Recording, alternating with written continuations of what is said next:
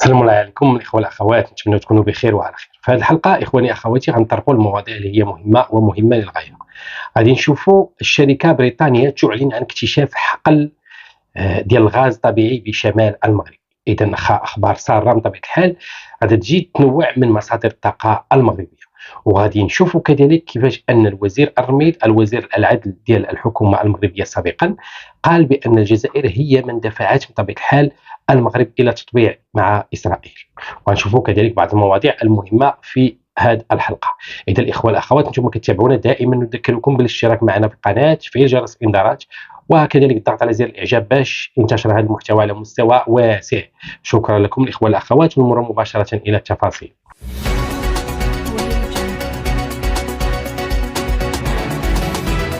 كيف ما قلنا الاخوه والاخوات، فشركه بريطانيه تدعى شاريوت. هذه الشركه هذه بريطانيه الاصل، تتنقب في المغرب منذ سنه 2018.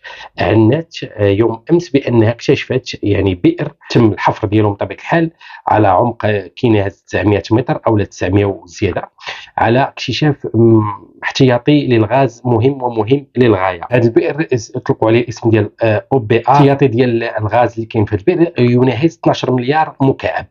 إذن فحصيلة بطبيعة الحال جد مهمة لمصادر الطاقة المغربية، خصوصا أن المغرب مقبل على كما كنقولوا على تنوع ديال الطاقة ديالو في قادم السنوات. هناك الطاقة الشمسية وهناك الطاقة ديال الغاز والطاقة ديال البترول بطبيعة الحال، لكل هي طاقات مهمة جدا للمشاريع التنموية اللي كتشهدها المملكة المغربية.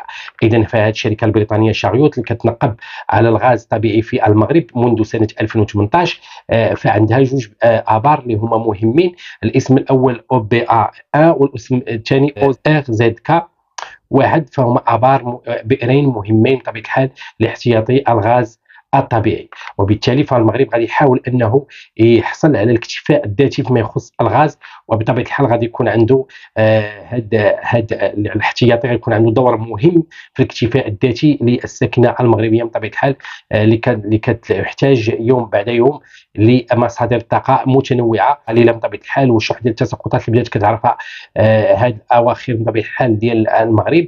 وبالتالي فوجب على البناء ديال مجموعه من محطات تصفيه المياه وما الى ذلك، وبالتالي فكتحتاج الطاقه، والطاقه فهي مهمه جدا.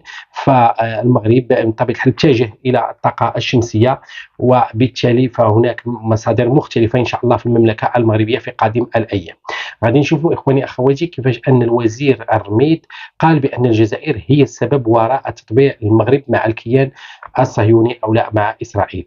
علاش؟ لان بطبيعه الحال فالقضيه الصحراويه ديال المملكه المغربيه كانت هي القضيه الاولى بالنسبه للمملكه المغربيه، فالجزائر كتضغط على المغرب بشتى انواع ديال الضغط باش انه يتنازل على الصحراء المغربيه، وتستغل هي الفرصه بطبيعه الحال باش تطلع المحيط الاطلسي، وكتدفعوا وكتمشي كتسلح كتبيع الغاز والبترول باش تاخذ اسلحه اللي هي من عند روسيا ومن عند دول اخرى، باش انها في يوم من الايام كتحلم بانها تصادم مع المغرب تكون عندها قوه.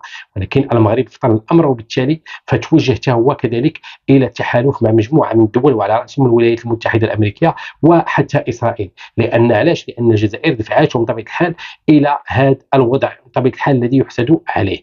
ولكن فبقينا نقولوا فاسرائيل فلها يهود اللي هما مغاربه، جاليه كبيره جدا، وبالتالي كيف ما قلنا فالتطبيع ديال هذه العلاقات جات باش يرضيو هاد المغاربه اليهود اللي عندهم المسائل ديالهم في المغرب بطبيعه الحال، وعندهم التجاره ديالهم وما الى ذلك.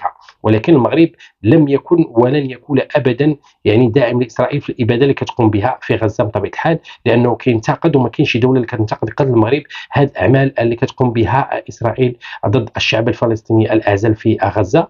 وكيف ما قلنا فالمغرب هو اللي كيندد بطبيعه الحال بتظاهرات عارمه في مختلف المدن المغربيه، اللي ما شفنا حتى تظاهره في الجزائر اللي كتقول لك انا مع فلسطين. فالمغرب هو اللي مع فلسطين وكيدعم الحق ديال اقامه دوله فلسطينيه وكيعترف بها بطبيعه الحال.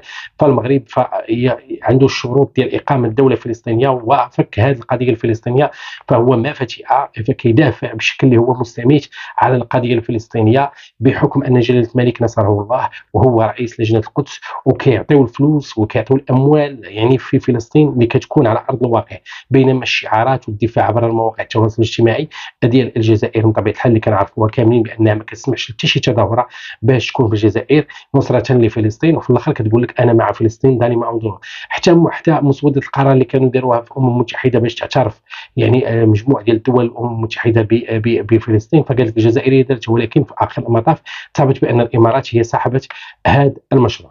اذا اخواني اخواتي، فكما قال الاستاذ الرميد، فالجزائر هي اللي دفعت المغرب بطبيعه الحال مؤخرا الى تطبيع العلاقات ديالو مع اسرائيل، لانها معاديه له في جميع المجالات وفي جميع المحافل. فين ما مشى، وكان يوم امس منتدى بطبيعه الحال او مؤتمر في وزاره الخارجيه الجزائريه كذلك جبدوا المغرب، وقالوا بان المغرب يعني كيجبدوا المغرب في اي تظاهرات، في اي شيء وفي اي حاجه عندهم. القضيه الاساسيه بالنسبه لهم هما وهي المملكه المغربيه، العداء للمملكه المغربيه. ما تنساوش اخوان الاخوات ضغط على زر الاعجاب باش ينتشر هذا الفيديو، وكذلك شاركوه مع الاصدقاء ديالكم والاحباب ديالكم. دمتم في رعايه الله، والى حلقه قادمه بحول الله.